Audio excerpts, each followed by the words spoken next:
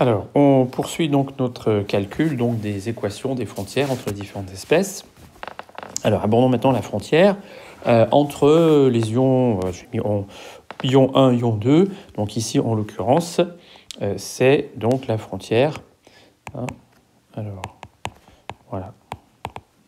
Frontière entre Fe3+, et Fe2+. D'accord? Alors en fait, ça va être complètement la même chose que le diagramme de prédominance.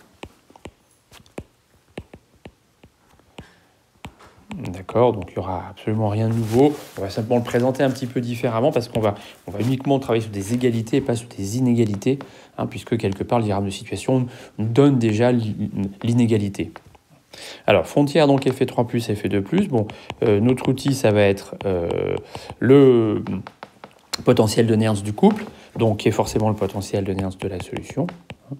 Fe3+, donc Fe2+, que j'avais noté E01, plus 0,06 sur 1 log...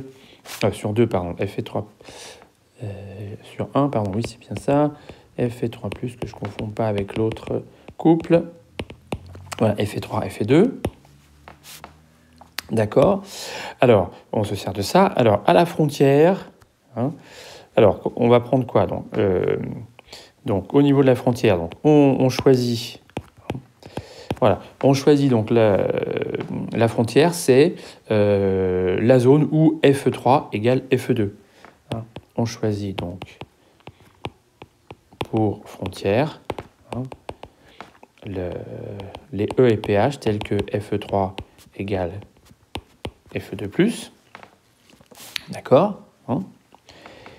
Et comme on l'a déjà fait, on néglige donc les concentrations des autres espèces sur cette frontière. Donc, on néglige les concentrations donc, voilà, des autres espèces donc, sur la frontière. Donc ça, c'est le diagramme, je répète, c'est le calcul informatique, c'est le diagramme de distribution qui nous justifie. Voilà. Donc ce qui fait que la conservation de la matière, elle va se réécrire tout simplement Fe2+ plus Fe3+ égale à C. Voilà. Donc, ce qui fait que, voilà, c'est facile. À la frontière, j'ai égalité des concentrations. Leur somme vaut C. Donc, ce qui fait que, à la frontière, j'ai Fe3 égale Fe2, égale C sur 2 sur la frontière. D'accord ? Donc, si je réinjecte ça dans l'expression de E qui est là-haut, qui est le E de la solution, le E frontière, c'est le E0 du couple mis en jeu, Fe3, Fe2, plus, voilà, plus 0,06 sur 1 log de C sur 2 sur C sur 2, donc plus 0. Voilà. Donc, le E frontière, c'est le E0 de ce couple, donc 0, voilà, 0,77 volts. Voilà. D'accord, voilà, donc on a cette frontière. Voilà, ok. Qu'est-ce qu'il y a à dire? Oui, alors si on veut, pour savoir, on peut se faire un petit peu le raisonnement comme ça. Je vois que si Fe3, si je reprends donc ici, je vois que si E est supérieur à E0, j'ai bien Fe3 qui est supérieur à Fe2. D'accord, si E est supérieur à E0, donc supérieur à la frontière, j'ai Fe3 qui est supérieur à Ce, donc j'ai bien Fe3 qui est au-dessus de Fe2 dans le EPH. D'accord, voilà, ça permet quand même d'avoir un petit œil. On traite des égalités, mais il faut avoir quand même un petit œil sur les inégalités qui peuvent être, qu'on peut déduire pour voir que l'ordre qu'on avait choisi, enfin l'ordre qui est donné par le diagramme de situation est bien correct quand même. Ça rassure toujours. Voilà. Alors, avant d'aborder vraiment commencer la construction, on va faire l'autre. Voilà. Je vais faire le paragraphe 2.4.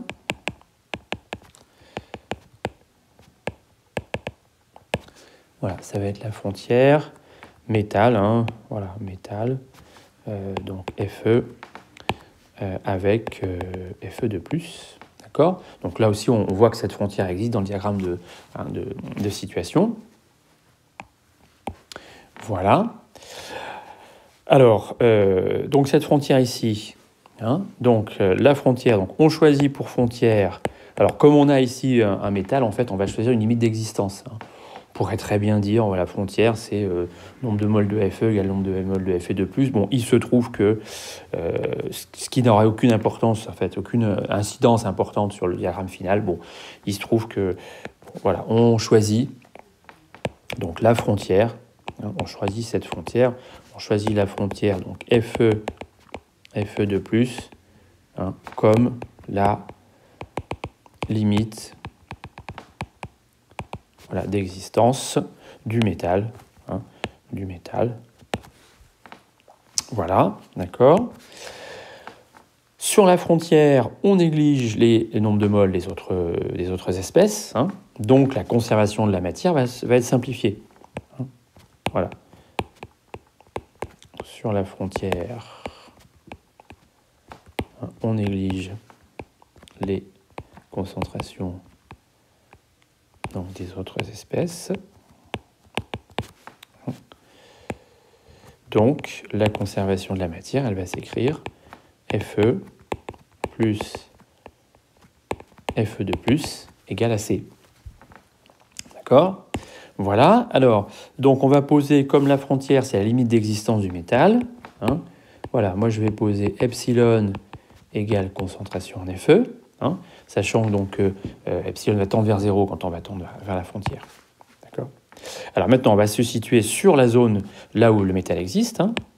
Alors, pour des valeurs de E et pH, hein, telles que donc, le fer existe, voilà, je peux écrire la première équation, le E égale le E0. Hein, on a bien insisté, hein, pour dire que ce potentiel de Nernst n'était valable que si le fer existait. Donc là où le fer existe, je peux écrire pour le E de la solution, c'est en particulier le E du couple Fe2Fe. Donc le E, c'est le E0 du couple Fe2Fe plus 0,03 log de Fe2+, d'accord, sur 1. Voilà. OK, donc ça va me faire, je vais écrire E égale le E0 donc du couple Fe2Fe plus 0,03 log. Alors la concentration en Fe2+, je regarde la concentration de la matière. La concentration en Fe2+, c'est C moins la concentration en Fe. Donc c'est C moins epsilon, puisque j'ai posé concentration fer égale epsilon. Voilà. Donc ça, c'est tant que je suis sur la zone d'existence du fer. Et qu'est-ce que je vais faire ? Je vais faire tendre epsilon vers 0. Donc je vais aller vers la frontière, d'accord ? Donc la frontière ici, c'est le bas de la falaise, si j'ose dire.